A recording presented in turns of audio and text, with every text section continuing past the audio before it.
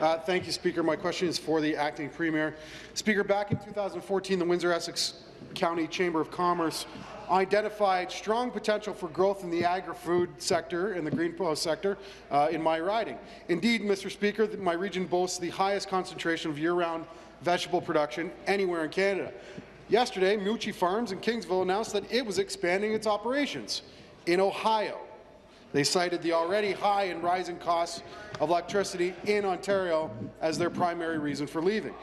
Can the Acting Premier tell the people of my region how their homes and businesses can be powered by Liberal apologies? Thank you, Deputy Premier. The Minister of Energy. Minister of Energy.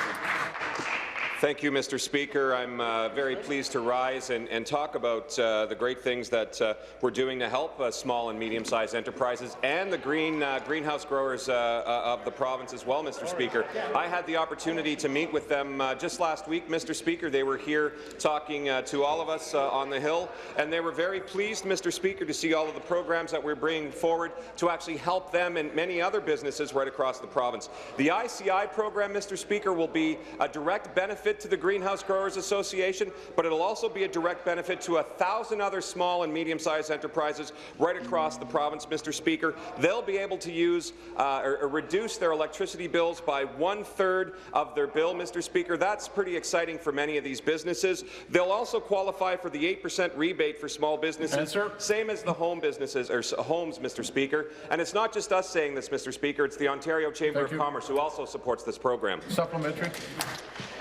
Thank you, Speaker. I've heard the Premier stand in this House and out in the public and talk in glowing terms about the potential of the agri-food sector in Ontario. Meanwhile, after more than a decade of Liberal promises to expand Highway 3 and to allow for improved access to markets for this critical sector, that promise remains unfilled, Speaker, after a decade.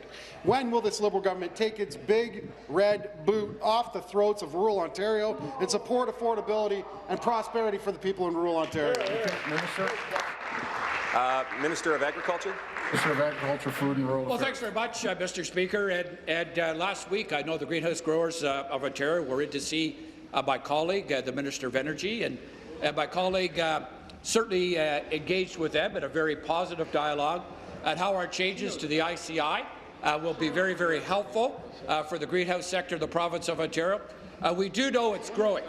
Over the last 2 years, in the agri-food sector alone, we have generated 42,000 new jobs in the province of Ontario. Excellent. $2.2 billion in additional GDP.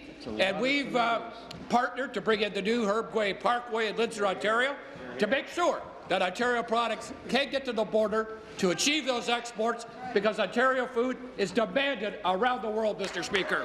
Thank you.